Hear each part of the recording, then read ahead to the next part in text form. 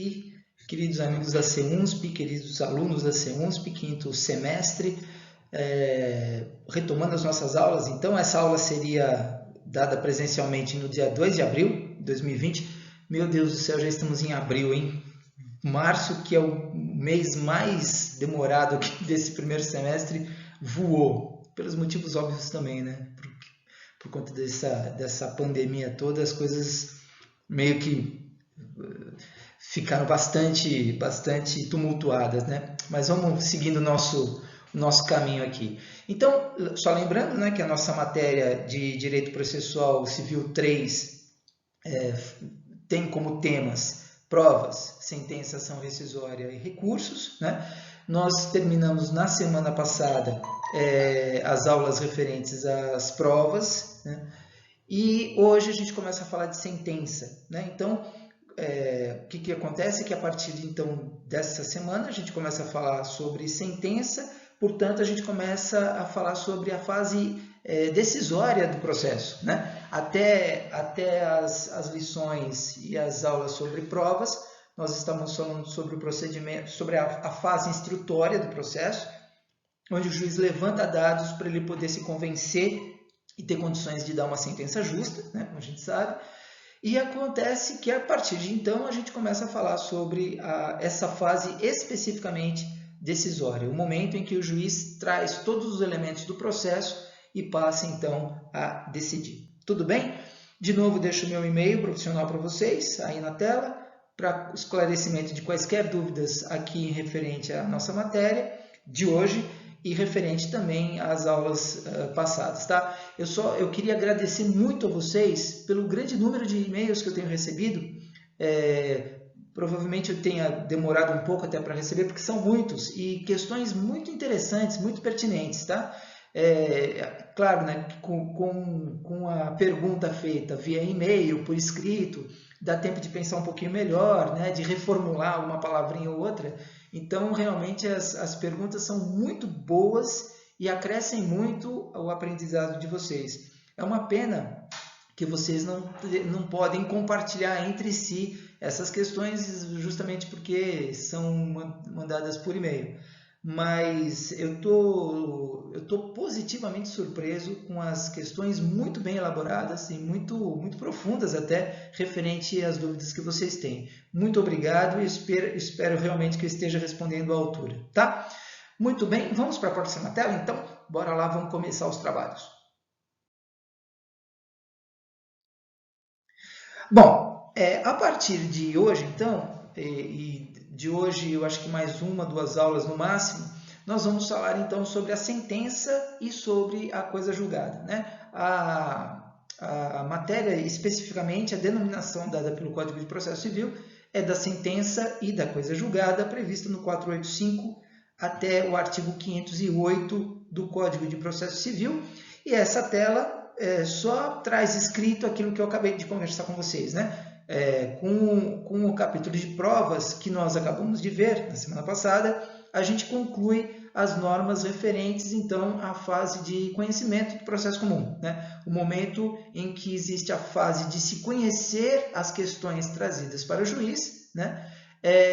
E a partir de então se inicia uma nova fase processual, que é a fase decisória e que começa justamente com a sentença, e depois a gente vai conversar um pouquinho sobre a coisa julgada, tá? Então essa tela essa tela é mais ou menos para nos posicionar a respeito do tema que a gente vai começar a desenvolver a partir de hoje, tá? Vamos lá, próxima tela. Bom, então, já que a gente está falando de sentença, vamos analisar exatamente o que é esse instrumento judicial, né? O que é esse instrumento judicial que viabiliza a prestação jurisdicional do Estado, que é aquilo que os cidadãos querem quando eles usam da prerrogativa do direito constitucional fundamental de ação, né? Então, toda pessoa que bate as portas do judiciário e na busca de uma resposta do juiz, ele quer justamente isso, a prestação jurisdicional por meio de sentença, né, para que ele possa ter, justamente, né, ter uma resposta do Estado referente àquele conflito de interesses que ele traz, né, e que ele quer colocar à disposição do juiz para que ele possa julgar da melhor forma possível. Então, eu trago para vocês um conceito do maior processualista brasileiro, que é Humberto Teodoro Júnior, está aí até a referência dele no finalzinho, HT Júnior, né? Então, o que ele fala? Qual que é o conceito dele sobre sentença? Ele vai dizer o seguinte, que a sentença é o pronunciamento por meio do qual o juiz, com fundamento nos artigos 485 e 487 do CPC, a gente já vai falar o que significa isso, põe fim à fase cognitiva do procedimento comum. Portanto, põe fim à fase de conhecimento do procedimento comum. Bem como extingue a execução. Também a gente vai falar um pouquinho sobre isso, conforme estabelecido lá no artigo 203, parágrafo 1. Ou seja, tanto o ato que extingue o processo sem resolução do mérito, como o que faz resolvendo o mérito da causa. Esse o conceito jurídico dado pelo Humberto Teodoro Júnior. Aliás, um conceito jurídico fantástico, né? Porque assim, em 6 linhas, ele aborda todas as características, todos os elementos de uma sentença. Claro que ele faz resumidamente, porque tem que caber dentro de um conceito jurídico, né? Mas se você faz como Jack, o estripador, pega esse conceito e vai por partes, você percebe que ele aborda em 6 linhas uma vastidão de informações, né? Então vamos lá, vamos dar uma olhadinha nesse conceito, só para a gente analisar a profundidade desse conceito. Bom, primeira coisa, ele vai dizer que o conceito, então seguindo aí, né, que a sentença é um pronunciamento, e é justamente um pronunciamento. É o momento em que o juiz, por escrito, ele se pronuncia quanto à decisão dele em relação àquela lide que foi proposta, né? E é um pronunciamento judicial com fundamento no artigo 485 e 487 do CPC. A gente vai ver um pouquinho mais para frente, mas vocês vão perceber que tanto o 485 quanto o 487, e aí pela ordem, o 485 vai falar das decisões que não resolvem o mérito da questão. E o 487 vai falar das questões ou das sentenças que resolvem o mérito da questão. Então, a gente vai ver já na próxima tela que o artigo 485 vai dizer o seguinte: o juiz não resolverá o mérito quando?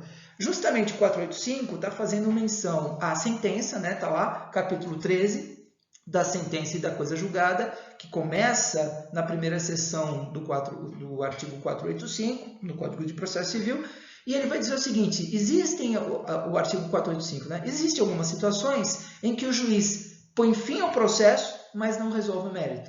Ou seja, ele põe fim a um instrumento processual, né, utilizado pelo autor para colocar a lide em decisão, mas por alguns problemas trazidos pelo 485, que a gente vai ver daqui a um pouco, por alguns problemas, juiz, ele põe fim ao processo, ele decide o processo de forma instrumental apenas, mas não do ponto de vista material, ou seja, ele não se pronuncia quanto à questão de mérito proposta pelo autor. Ele simplesmente encerra o processo e põe fim ao processo, tá? Diferentemente do 487. O 487 já não. No 487 o juiz está resolvendo o mérito. Assim, aquela questão material de mérito que foi proposta pelo autor, então foi resolvido definitivamente pelo juiz. Então é a diferença entre o pronunciamento baseado no 485 e o pronunciamento judicial baseado no 487. Não se preocupem que a gente vai falar disso daqui a um pouquinho, tá? De toda forma, essa sentença ela põe fim a 2 fases. Primeiro, a fase cognitiva do processo, que é a fase de conhecimento, né? O autor apresenta seus motivos para peticionar, o réu apresenta os seus motivos que afastam a pretensão do autor, ouve-se todas as testemunhas na audiência de instrução e julgamento, que pode ser una, mas pode ser dividida, dependendo da situação.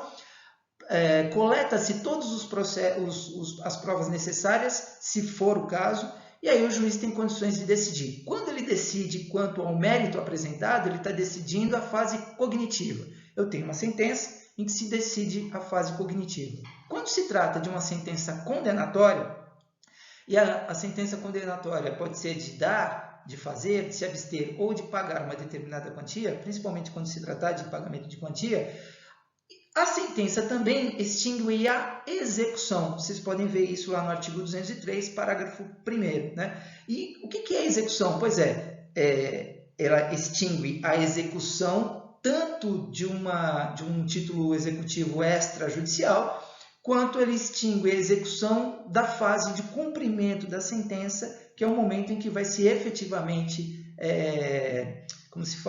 satisfazer o autor, né, naquilo que ele pleiteou e que por um acaso foi dado procedência, né? Então a ideia é essa. Eu só estou fazendo alguns comentários apenas sobre o conceito. Todos esses comentários a gente volta a relatar no seu momento adequado mais para frente, tá? Nessa aula ou na próxima.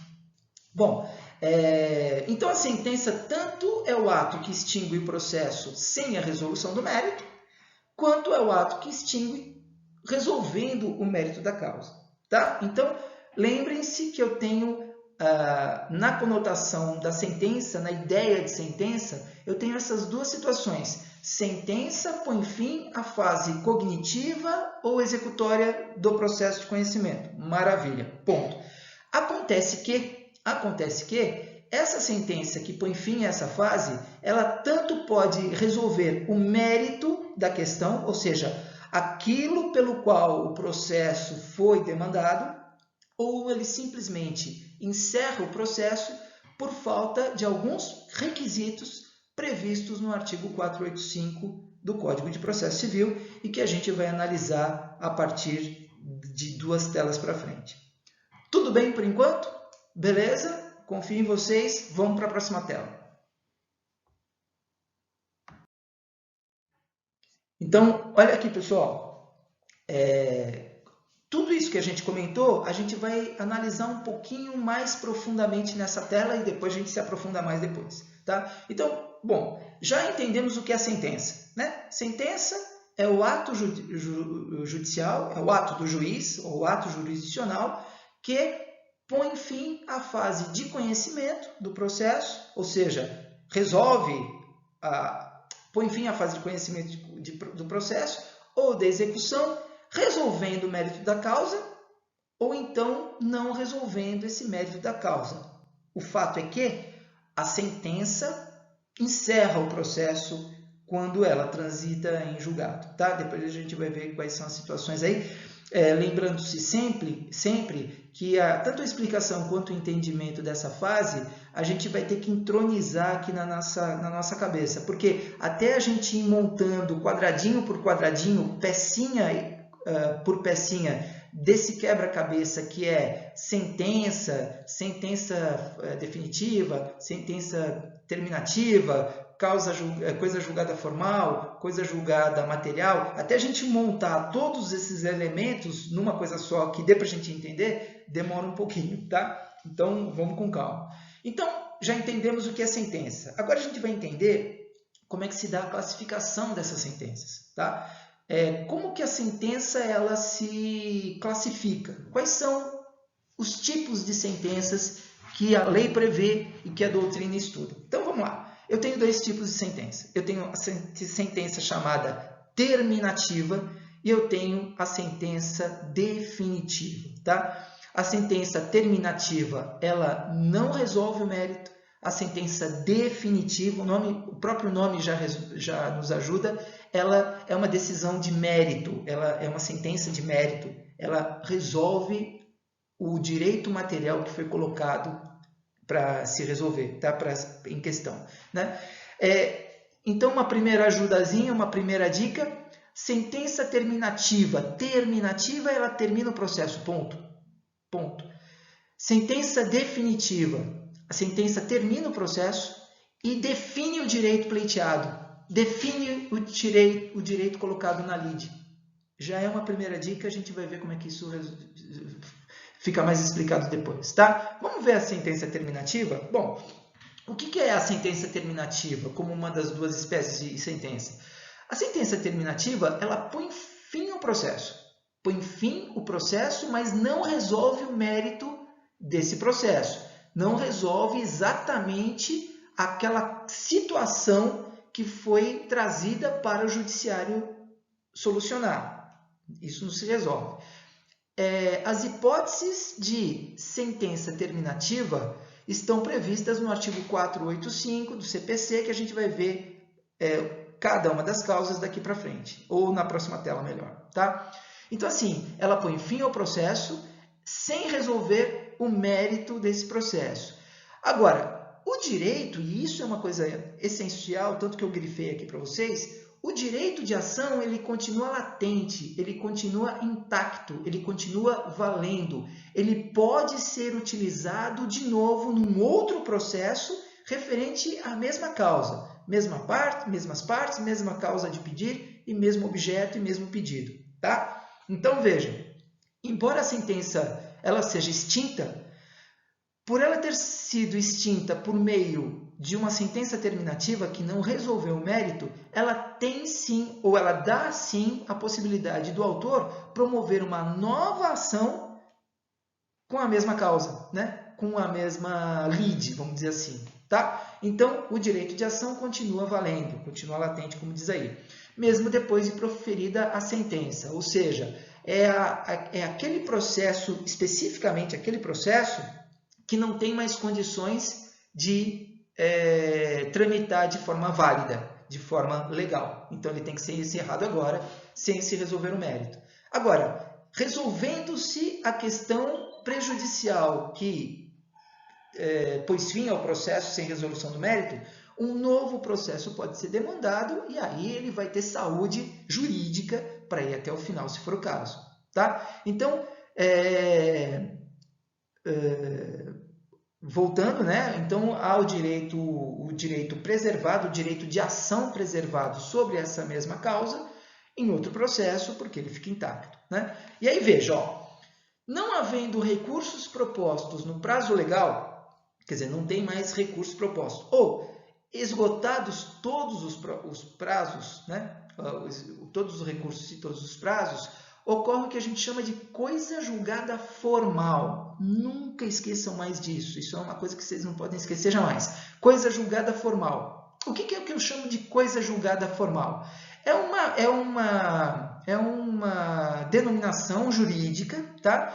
que faz referência ao pronunciamento judicial que se torna irrecorrível, com a impossibilidade de modificação dessa sentença no mesmo processo, como consequência da preclusão dos recursos. Então, eu vou denominar, eu não, né? A doutrina em geral denomina de coisa julgada formal aquela situação jurídica, judicial, né? Que não pode ser mais reformada. Então, a sentença, o pronunciamento judicial, ele não pode ser mais reformado. Por quê? Porque ou não houve recurso, a parte não recorreu, ou se recorreu fora do prazo, ou então já se chegou até o limite de recurso, vamos supor recurso especial ou recurso extraordinário, se tiver questões constitucionais a serem discutidas, que não existe mais recursos maiores e mais amplos do que aquele recurso extraordinário. Nessas situações, eu tenho uma coisa julgada formal justamente por conta disso. Né? O pronunciamento judicial é não passível mais de recursos. Não se pode mais recorrer. Coisa julgada formal. Por outro lado, eu tenho depois a sentença definitiva. Aí já é uma outra situação. É a sentença que todo autor quer. É essa sentença que todo autor quer. Porque assim, o autor, quando ele entra com o processo, através da petição inicial, ele não quer que o juiz encerre o processo sem resolver o problema que ele apresentou. É claro que ele não quer isso. Essa sentença é chamada terminativa. O que ele quer é que ele coloque a ação em questão, ação indenizatória, ação trabalhista, uma ação de obrigação de fazer, qualquer ação, uma ação de investigação de paternidade, qualquer ação. O que ele quer é que seja resolvido o problema que ele colocou. Quando isso acontece, então, isso acontece por meio da chamada sentença definitiva, também denominada sentença de mérito ou decisão de mérito. São variações nomenclaturais da mesma espécie de sentença, sentença definitiva. Bom, aqui já é diferente. Existe a decisão de mérito, né? Decide o mérito da causa no todo ou em parte, porque pode ocorrer a procedência total da ação ou pode ocorrer a procedência parcial da ação, né? Então aí o autor ele sucumbe em parte dessa ação, do pedido dele. E aí é considerada a sentença definitiva e de mérito, por quê? Porque aí sim o juiz apresenta à parte a prestação jurisdicional postulada por meio da petição inicial, de tal modo que vai extinguir o seu direito de ação quanto a essa pretensão. Ou seja, nesse caso, não há mais recursos propostos, né? Não dá mais para se recorrer, ou se tiver, claro, uma vez que haja a decisão, é possível recorrer. Então, assim, se o autor ou o réu, não importa quem que é a parte recorrente, se ele recorre dentro de 15 dias, recorre através da apelação, que é o recurso que cabe da sentença, claro que sempre que não há coisa julgada nesse caso. Então, assim, não há coisa julgada porque se recorreu por meio da apelação, depois, eventualmente, se recorreu por meio de um recurso especial, depois, eventualmente, de novo, se recorre por meio de um recurso extraordinário. Ou seja,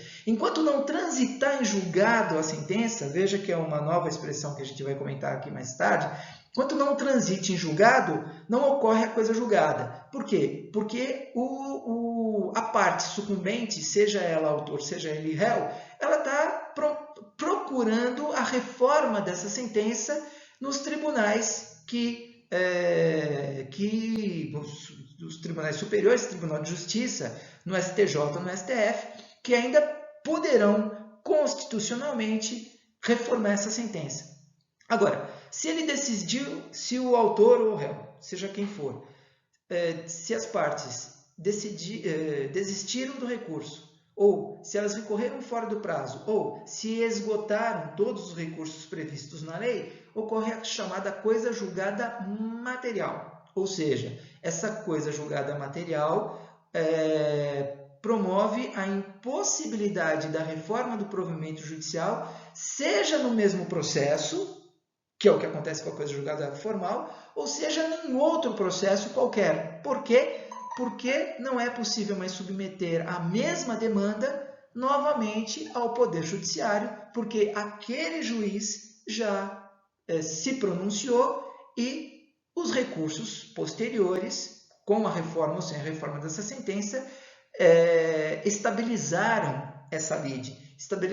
Estabilizaram essa lide no sentido de que agora o juiz decidiu, os desembargadores ou os ministros, né, também se manifestaram sobre essa decisão.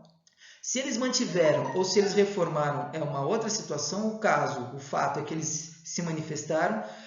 Todo o procedimento recursal se esgotou e agora o que acontece é que eu tenho uma coisa julgada formal, porque não é mais passível de recurso, e também uma coisa julgada material. Por quê? Porque foi decidido um mérito da lide e também não será mais possível formular uma nova ação, um novo processo com a mesma lide, com as mesmas partes, mesmo pedido, mesmo objeto e mesma causa de pedir. Basicamente é isso e resumidamente é isso, embora não seja tão simples assim. Tudo bem? Tudo bem? Eu espero que eu tenha sido muito claro. Essa é uma parte que é difícil mesmo de compreensão. Chega uma hora que você vai você entroniza isso automaticamente na sua cabeça, né? É quase como respirar. Você não pensa para respirar, você entende isso meio que de forma automática, mas nesse iniciozinho, quando você está iniciando essa lição, fica um pouquinho mais difícil, tá? Então, tudo bem? Beleza? Eu vou repetir rapidamente, só para não ter erro para vocês. Sentença terminativa põe fim ao processo, mas não resolve a lide, não resolve o motivo pelo qual o processo foi proposto, né? A situação material ela não é proposta.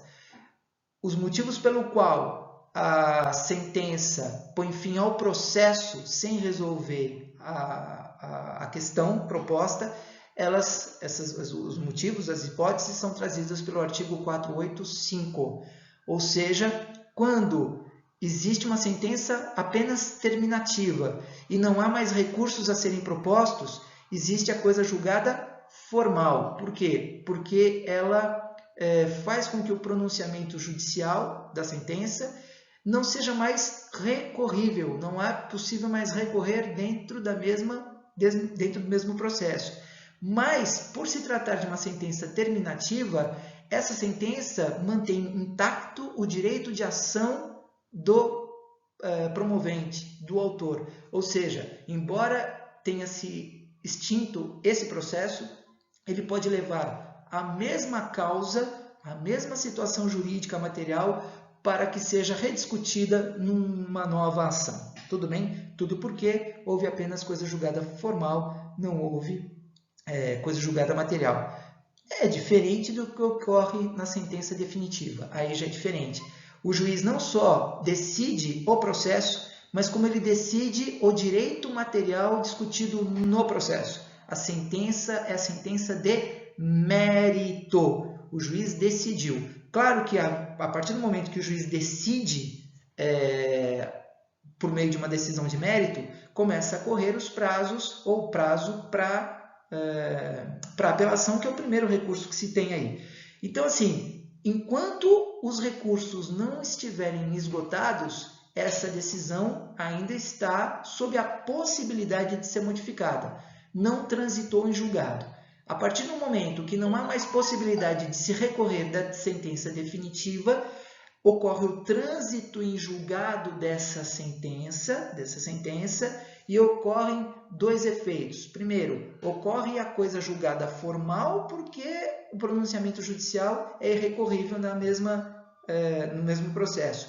E também ocorre a coisa julgada material, por quê? Porque, além de ser impossível a reforma do provimento judicial no mesmo processo, também não poderá ser demandado outro processo para rediscutir essa mesma causa.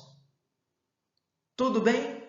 O Poder Judiciário já pronunciou o mérito dessa situação, então já não é mais possível se o Poder Judiciário se pronunciar sobre a mesma causa.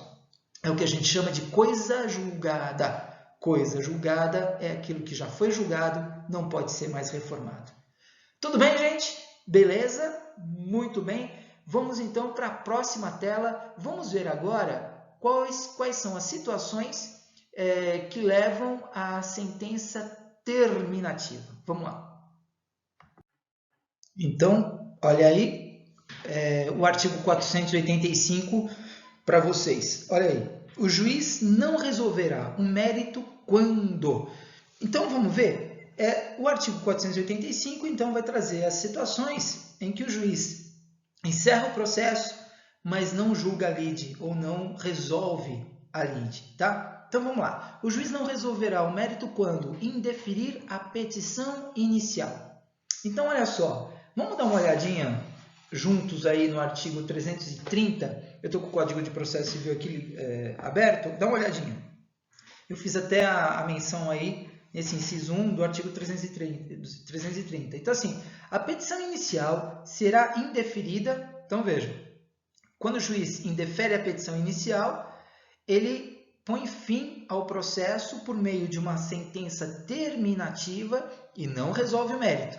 E aí, o artigo 485, inciso 1, ele vai ser aplicado em conjunto com o artigo 330, também do Código de Processo Civil, que diz o seguinte, ó, a petição inicial será indeferida quando? Aí, inciso 1 lá, for inepta. Aí, o próprio parágrafo 1º, ó, como é que ele vai ajudando a gente? O próprio parágrafo 1º do artigo 330 vai nos dizer quando que a petição inicial é inepta. Então, vai dizer assim, ó, considera-se inepta a petição inicial quando lhe faltar pedido ou causa de pedir, o pedido for indeterminado, ressalvadas as hipóteses legais em que se permite o pedido genérico. 3. Da narração dos fatos não decorrer logicamente a conclusão. Inciso 4. Contiver pedidos incompatíveis entre si. Né? Então, veja, a inépcia da petição inicial pode levar ao juiz da causa a dar uma sentença terminativa, portanto, sem resolver o mérito, tá?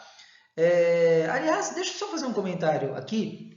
Eu lembro, eu não sei se eu comentei com vocês, mas há uns 10 anos atrás, mais ou menos, eu trabalhei durante uns 5 anos no Tribunal de Ética de São Paulo, lá na Praça da Sé. E um dos mais recorrentes motivos de representações contra advogados, advindos de clientes, advindos também de juízes, etc., era um problema de inépcia da inicial. Ou seja, muitas vezes, nós mesmos lá do tribunal, nós líamos a petição inicial que era mandada pelo juiz para a gente analisar. Gente do céu, a gente não conseguia entender o que o advogado escrevia, né? Não entendia, ele escrevia tudo errado, petição inicial formalmente incorreta, faltando valor de causa, faltando elementos essenciais, era muito complicado. Então fica a dica aí, gente, estudem muito, leiam muito para vocês escreverem muito bem, tá? Porque uma petição inicial bem escrita, ela é o principal e o melhor cartão de visitas de qualquer advogado, tá? Fica a dica aí. Então vamos lá, inciso 2. Quando a parte for manifestamente ilegítima, quando o juiz percebe que a pessoa que está promovendo a ação é totalmente ilegítima em relação ao pedido que está sendo feito, então ele vai afastar. Gente, eu não vou entrar no mérito de cada um dos itens aqui da inépcia da petição inicial, porque é um assunto que vocês já tiveram lá atrás, tá? Então vocês já tiveram aulas sobre petição inicial, contestação e também, obviamente, em relação aos indeferimentos possíveis da petição inicial. Então não vou voltar a esse tema, tá? Quando o autor carecer de interesse processual, inciso 3 do artigo 330, e também quando não forem atendidas as prescrições dos artigos 106 e 321, aí depois vocês deem uma olhadinha lá no que se refere. Então, a finalização, a extinção do processo sem resolução do mérito, portanto, através de uma sentença terminativa, ela vai ocorrer quando o juiz indeferir a petição inicial nos casos previstos no artigo 330 do CPC. Tudo bem? Maravilha. Só mais um detalhe em relação a esse inciso 1. O que acontece muitas vezes, é muito comum acontecer, é de que o juiz, quando ele recebe uma petição com problemas, não com problemas insolúveis, né? Insanáveis, não. Quando existem problemas específicos que o juiz percebe que foi um erro material do autor, do advogado do autor, etc., ele pega e dá um prazo de 5 dias para o autor ele corrigir a petição inicial, né? Só quando passado esse prazo, sem a providência determinada pelo juiz, aí o juiz extingue o processo. Mas não é que o juiz recebe a petição, para ele a petição está mal feita e já vai logo encerrar o processo. Não, ele dá um prazo para que o advogado do autor ele possa corrigir a petição inicial, tá bom? Muito bem. Outro motivo, o juiz não resolverá o mérito quando, inciso 2, o processo ficar parado durante mais de 1 ano por negligência das partes. Gente, imagine um processo ficar parado durante 1 ano sem que nenhuma das partes promova nenhum ato judicial ou requeira nenhum ato judicial, né? O que acontece muitas vezes, isso também vai acontecer no caso do inciso 3, o inciso 3 vai dizer, por não promover os atos e as diligências que lhe incumbir, o autor abandonar a causa por mais de 30 dias.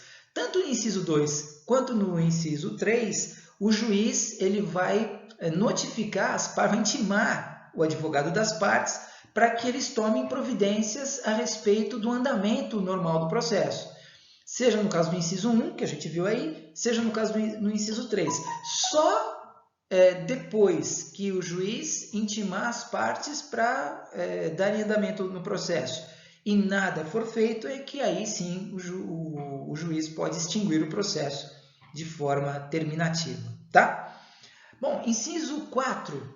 O juiz não resolverá o mérito quando? Aí vai lá. Verificar a ausência de pressupostos de constituição e de desenvolvimento válido e regular do processo. A gente vai perceber que muitas das situações aqui têm a ver com as situações trazidas no artigo 330 do CPC, que fala sobre o indeferimento da petição inicial. Tá? Então, o que são esses pressupostos de constituição e de desenvolvimento válido e regular do processo que, em faltando, poderão levar à extinção do processo por meio de uma sentença terminativa? Bom, eu tenho dois tipos, né? Eu tenho dois tipos de pressupostos. Eu tenho pressupostos subjetivos e eu tenho pressupostos objetivos, tá? Essas espécies de pressupostos, elas são tratadas principalmente pela doutrina.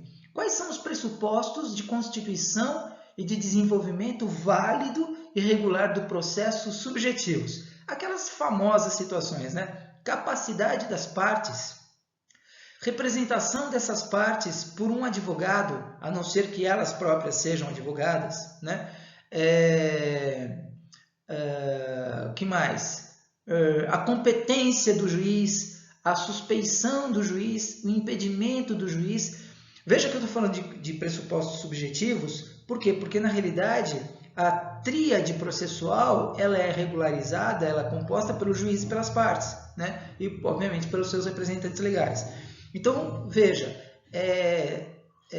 não é possível que um processo se desenvolva se houver, por exemplo,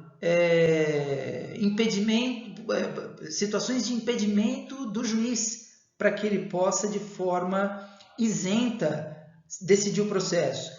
Também a mesma coisa em relação à suspeição. Então, assim, claro que não é possível que o juiz seja amigo íntimo ou inimigo capital de uma das partes. Ou também não é admissível que o juiz julgue um caso em que lá atrás, por exemplo, ele tenha atuado como advogado. É raro acontecer, mas pode acontecer, né? Então, tem a ver também os pressupostos têm a ver também com a condição do juiz no processo, mas principalmente com a capacidade das partes, né? Se a parte for totalmente capaz, ela é capaz, mas ela também tem que ser representada por um advogado. Se a parte for incapaz, ela tem que ter a representação formalizada do seu tutor ou curador e também a representação processual profissional do advogado. Então, veja, essas são condições subjetivas para o regular andamento do processo. E também tem os pressupostos objetivos, né? Então, quais seriam? Regularidade dos atos processuais, forma adequada do rito, ausência de fatos impeditivos do processo. Então, quer dizer, alguns exemplos de pressupostos objetivos. O pagamento das custas processuais, né? A juntada de procurações, a juntada de documentos essenciais, por exemplo.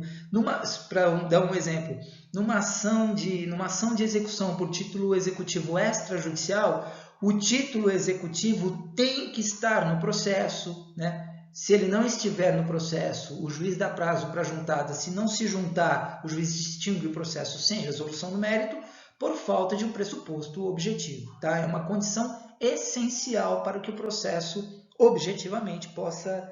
É uma condição objetiva para que o processo, de forma regular, possa se desenvolver. Tá bom? Então, aqui eu tenho o inciso 4 das nossas situações, né? Das situações previstas no artigo 485, para o juiz terminar o processo, mas sem resolver o mérito. Vamos para a próxima tela, dando ainda continuidade ao 485, vamos lá.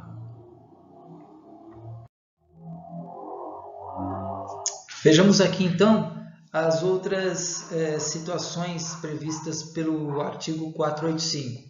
Olha só, reconhecer a existência... Então, assim, o juiz não vai resolver o mérito, ele extingue o processo, mas não resolve o mérito quando ele reconhecer a existência de perempção, litispendência ou coisa julgada. Vamos analisar cada um desses termos aqui? Vamos ver o que é perempção.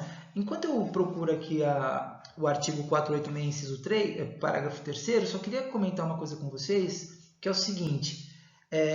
Pessoal, prestem muito atenção nessa aula de hoje, porque existem várias várias denominações, vários instrumentos processuais, vários conceitos que eles vão sendo agregados, são importantíssimos e que estão sendo agregados aqui porque é o momento de se falar deles, né? Então, a gente está falando de litispendência, coisa julgada, perempção e tal. Embora não sejam temas centrais da nossa aula, eles são muito importantes e eles não vão ser temas centrais, grande parte deles não vão ser temas centrais em outras aulas, tá? Então, embora eles sejam tratados como secundariamente, eles são muito importantes de vocês estudarem. Então, tudo que tiver em negrito, eu coloquei em negrito justamente para chamar a atenção de vocês, para vocês terem um cuidado especial ao analisar esses instrumentos processuais, tá? Então, olha só, quando reconhecer a existência de perempção, o 486 vai dizer o seguinte, ó, o pronunciamento judicial que não resolve o mérito não obsta a que a parte proponha de novo a ação, a questão da coisa julgada formal, né? E aí tem o seguinte, ó, o que é a perempção? A perempção, né? Se o autor der causa por 3 vezes, a sentença fundada em abandono da causa não poderá propor nova ação contra o réu com o mesmo objeto, ficando-lhe ressalvada, entretanto, a possibilidade de alegar em defesa o seu direito.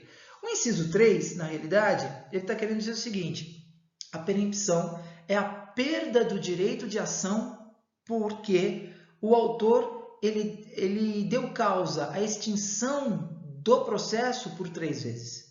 Então, veja, o autor promove uma ação indenizatória, aí a ação se encerra por culpa dele, sem resolução no mérito. Ele promove a mesma ação de novo a ação é encerrada sem resolução do mérito por negligência dele, porque ele abandonou a causa.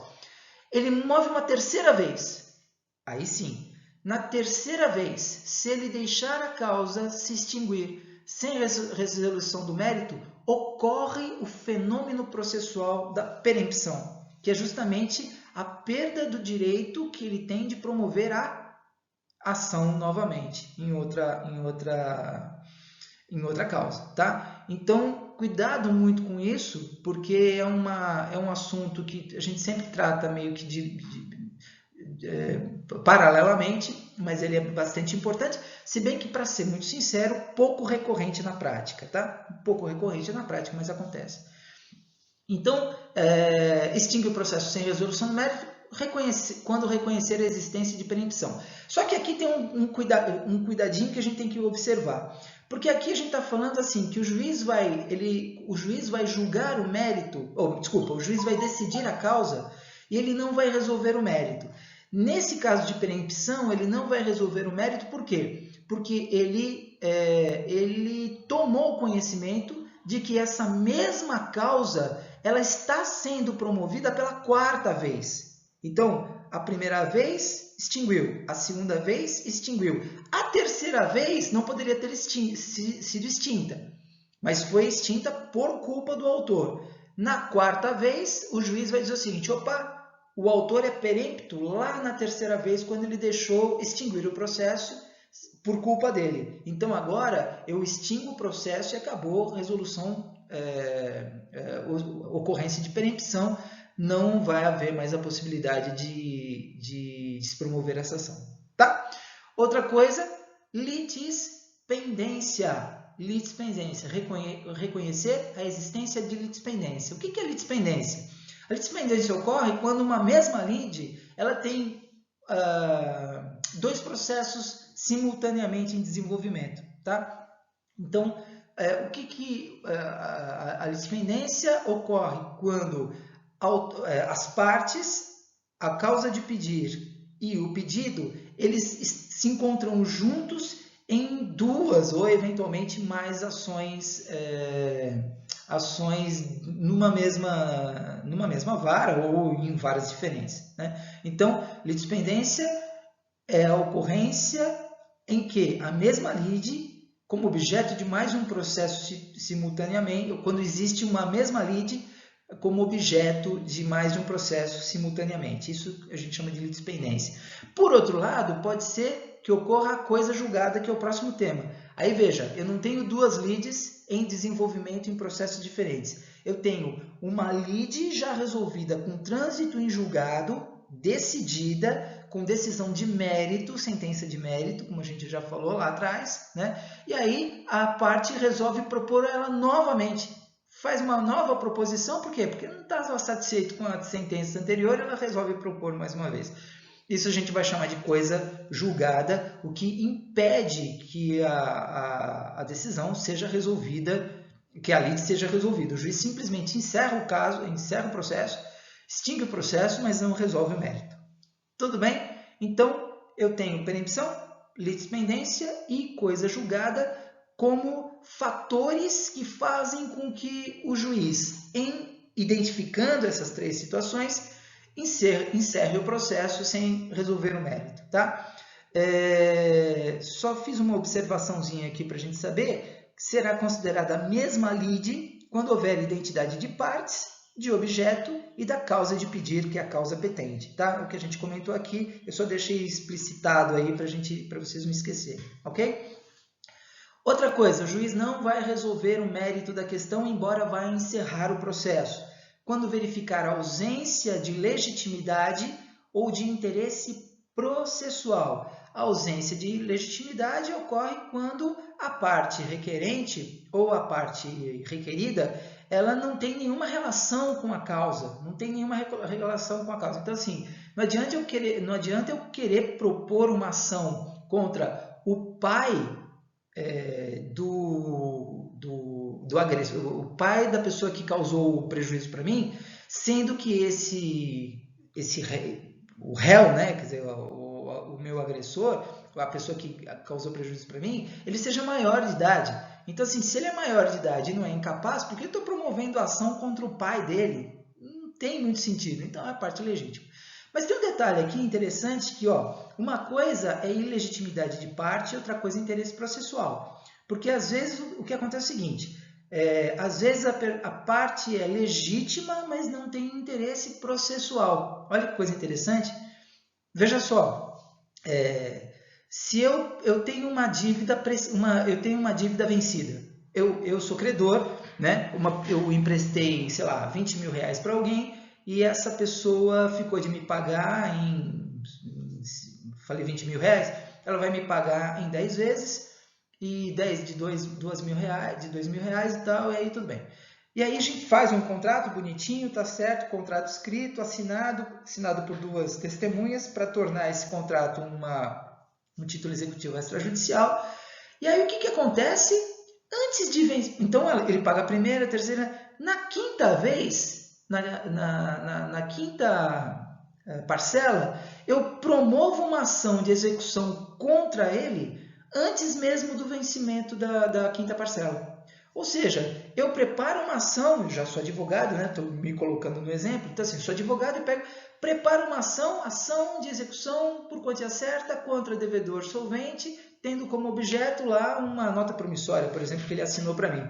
E aí eu promovo a ação de execução baseada nessa nota promissória com a quinta parcela ainda a vencer. Então, veja só, é um exemplo clássico de que eu sou parte legítima no pedido, porque eu sou o credor.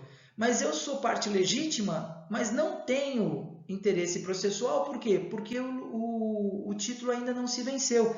Então, embora o devedor seja devedor, ele não é devedor em mora. E eu só posso promover uma ação executória contra o devedor em mora. Então, assim, é o exemplo, né? Eu sou parte legítima na ação, mas me falta interesse processual, porque a obrigação não se venceu ainda, não posso pedir. Tá bom?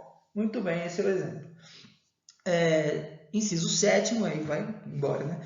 Acolher a alegação de existência de convenção de arbitragem ou quando o juiz arbitral reconhecer a sua competência. Existem muitos contratos, principalmente contratos vinculados a direito empresarial, contratos envolvendo direitos internacionais, contratos comerciais de direito internacional, que as partes propõem a solução de eventuais conflitos referentes a esse contrato, propõem para a arbitragem. Então, eles colocam para que um árbitro decida sobre as questões conflitantes colocadas no processo. Quando houver uma cláusula de arbitragem, o que acontece? O juiz eventualmente recebe um processo judicial, o autor promove esse processo judicial, junta o contrato e aí lá embaixo o juiz percebe o quê? Cláusula de convenção de arbitragem. Quando ele diz isso, fala assim, opa. Primeiro vocês têm que passar no árbitro, o árbitro vai decidir a questão referente a esse contrato. Aí, se a parte sucumbente não cumprir aquilo que o árbitro decidiu, aí a gente só executa. Mas o juiz não vai se pronunciar sobre o mérito da questão referente àquele contrato. Por quê? Porque as próprias partes puseram as suas questões à disposição de ser julgados por um árbitro. Tá bom? Muito bem. Outra coisa, o inciso 8º diz, quando o juiz homologar a desistência da ação. Então, claro, né? O autor promove uma ação de reparação de danos, por exemplo. E aí, promove, e aí ele desiste da ação. Quando ele desiste da ação, o que vai fazer o juiz? O juiz vai... vamos colocar isso melhor. O autor promove a ação, a parte contrária contesta a ação, bonitinho, tal, é citada para contestar, ela contesta e tal. Depois da contestação, o autor pega e desiste da ação. Desiste da ação. O que faz o juiz? O juiz dá prazo para o réu se manifestar sobre a desistência da ação, né? Que ele pode aceitar ou não aceitar, ainda tem isso, né? Mas se o réu aceitar a desistência da ação, o juiz homologa a desistência da ação e aí fica claro que não há motivo para ele se pronunciar quanto ao mérito. Ele extingue o processo por conta da desistência da ação aceita pelo réu, mas não há o que se resolver quanto ao mérito porque não foi indicado para isso, tá? Houve a desistência, tá bom? Inciso 9, em caso de morte da parte, quando em caso de morte da parte, a ação for considerada intransmissível por disposição legal. Então veja que existem algumas ações que elas são ações consideradas personalíssimas, né? Então, claro, quando são ações condenatórias que envolvem obrigações pessoais ou patrimoniais, etc., havendo morte de autor ou de réu, geralmente essas ações são, entre aspas, herdadas pelos seus sucessores, né? Que passam a compor, passam a ser partes legitimadas em substituição do autor. No entanto, existem algumas ações que elas são ações personalíssimas. Então, as ações elas passam a ser extintas com a morte do autor ou do réu. Então, só para dar um exemplo, uma ação de modificação de assento civil para mudança do nome da pessoa, né? Para mudança do nome, autorização para mudança de sexo, etc. Se essa pessoa morre antes da decisão ser tomada, como é uma decisão, como é uma causa, uma ação personalíssima, então a ação acaba se extinguindo. Por quê? Porque falta a parte legitimada ativa para continuar com o processo e ainda havendo a falta dessa parte pela morte, o processo se extingue sem resolução do mérito. Tudo bem, gente? Beleza? E aí o inciso 10 é o que a gente chama de cláusula aberta, né? Então o próprio Código de Processo Civil, ele insere o inciso 10º aí nos demais casos prescritos nesse código. Por quê? Porque ele não quer encerrar esse assunto aqui. Então, na realidade, o 485 ele traz um rol exemplificativo de motivos pelos quais o juiz pode extinguir o processo sem resolução do mérito. Não é um rol taxativo, não é um rol fechado. Tá bom? Então, é o que a gente chama de cláusula aberta para as demais situações previstas no Código e também em leis esparsas, né? Em leis específicas, especiais esparsas por aí, tá? No ordenamento jurídico. Vamos então para a última tela. Vamos lá.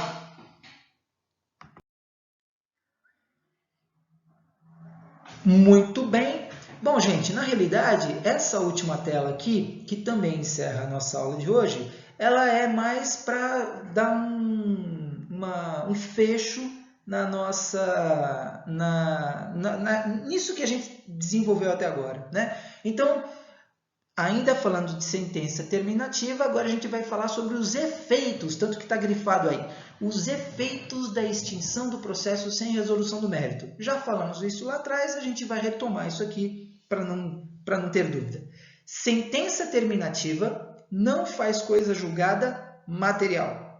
Não faz coisa julgada material. E não faz coisa julgada material por quê? Porque não aprecia a substância da controvérsia estabelecida entre as partes, ou seja, não analisa e nem julga, nem resolve o âmago da questão, o direito material que foi colocado como objeto daquele processo. Como ele não vai ser resolvido, então a gente diz que a sentença terminativa não faz coisa julgada material. No entanto, essa sentença terminativa faz coisa julgada formal. Por que faz coisa julgada formal? Porque impede que dentro do mesmo processo a parte volte a postular novo julgamento, depois exaurida a fase recursal. Não retira, contudo, a possibilidade da parte de renovar a propositura da ação em novo processo, conforme o artigo 486 diz e a gente já falou. Então, veja, a sentença terminativa, ela resolve aquele processo, ela termina aquele processo, simplesmente extingue o processo, aquele processo vai para o arquivo geral e acabou. No entanto, subsiste o quê? Subsiste o direito de ação correspondente àquela lide. Por esses motivos todos trazidos pelo artigo 485, aquele processo teve que ser extinto. No entanto, uma vez que tenha sido resolvido a posteriori aquela situação, faz com que essa correção faz com que o autor possa promover de novo a mesma ação, sempre tomando cuidado com aquele limite da perempção que a gente falou há uns quadrinhos atrás aqui. Beleza, gente? Tudo bem? Maravilha, então. Então, pessoal, nós terminamos a nossa aula de hoje. Lembrem-se que a gente começa, então, a dar sequência à nossa aula e começa um novo assunto. Começou hoje um novo assunto que se refere à sentença e à coisa julgada. Hoje nós falamos da sentença terminativa, e na próxima aula, então, já peço para que vocês deem uma estudadazinha aí por cima para não ficarem pegos de surpresa, né? A partir da semana que vem, a gente vai falar sobre a sentença de mérito, tá? Sentença de mérito, aquela que faz coisa julgada material. Tá bom? Pessoal, beijo para vocês. Até a semana que vem. A gente se vê. E esse material eu estou mandando para vocês já, para vocês seguirem a nossa aula amanhã. Tá bom? Abraço. Até mais, gente.